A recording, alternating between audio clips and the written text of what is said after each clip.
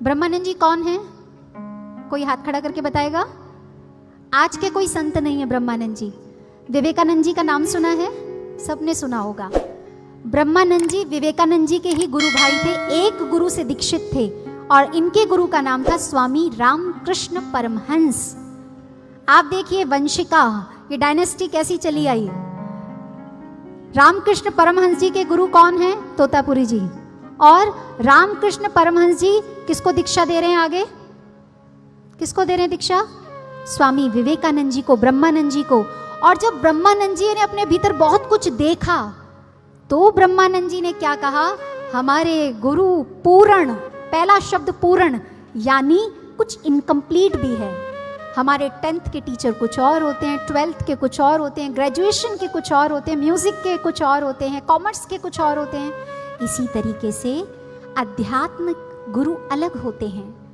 भगवान महादेव ने 7 प्रकार के गुरुओं का जिक्र किया, जिसमें वो कहते हैं कुछ लोग कथा करते हैं, कुछ लोग तंत्र मंत्र करते हैं, कुछ अन्य प्रकार की क्रियाएं करते हैं और अपने आप को गुरु होने का दावा करते हैं। लेकिन गुरु शब्द का अर्थ क्या होता है? जो अंधकार से प्रकाश की ओर ले जाए। श्री राम भगवान, वशिष्ठ जी, विश्वामित्र जी 2 गुरु थे उनके, एक शिक्षक गुरु, एक दीक्षक गुरु। श्री कृष्ण भगवान, उनके भी 2 गुरु थे, दुर्वासा ऋषि जी और संदीपनी जी। राम कृष्ण ते को बड़े तिन भी तो गुरु कीन, 3 लोक के नायिका गुरु आगे आधीन। सज्जनों, पूर्ण शब्द का अर्थ ही है जो पूर्ण का दर्शन तत्क्षण करा दे। आप में से यहाँ बैठे जितने भी लोग हैं, दुर्गा सप्तशती पढ़ी होगी और ये मंत्र भी पढ़ा होगा, मेरे साथ बोलेंगे?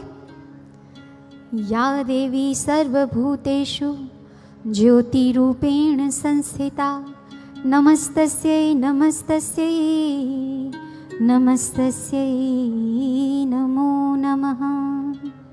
हे माँ भगवती, आप हम सबके भीतर ज्योत रूप में वास करती हैं। क्या आपके भीतर माँ ज्योत रूप में वास करती है? देखा है कभी आपने माता की ज्योत रूप को? देखिए, पंडित जी जब तक इसमें घी डालेंगे ये ज्योत जलेगी। कोई आज तक की चौकी और जागरण ऐसा नहीं होगा जहां बिना ज्योत जले कार्यक्रम आरंभ हो जाए। इस शरीर में प्राणों की जो ज्योत है, इसी कारण वी आर सॉफ्ट, हमारी बॉडी में से हीट निकलती है, वी आर नर्म एंड गर्म।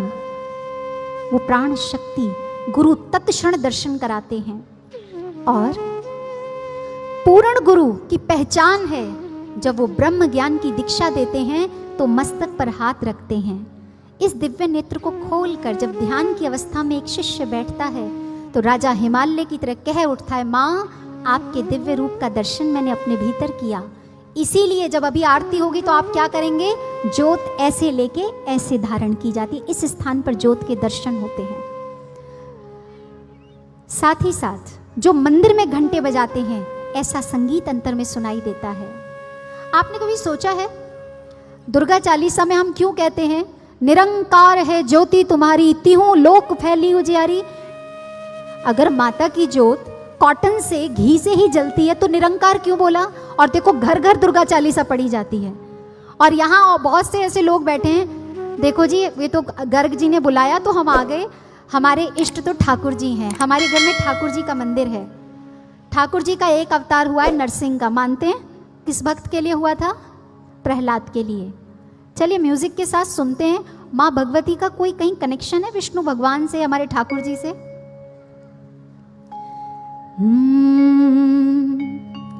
धरा रूप नरसिंह को अम्बा, परगट भई फाड़ कर खम्बा, रक्षा कर प्रहलाद उबारो, हिरण्यकशिपु को स्वर्ग पठायो। क्या कह रही है हमारी दुर्गा चालीसा? रक्षा कर प्रहलाद उबारो, यही माता रानी थी। धरा रूप नरसिंह को अम्बा, ये अम्बा ही थी।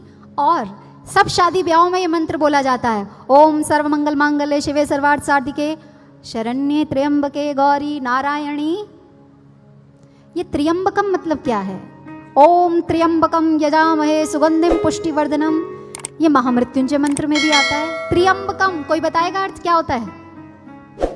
1 2 3, त्रिनेत्रधारी, मैया भी इसी बात का इशारा कर रही है।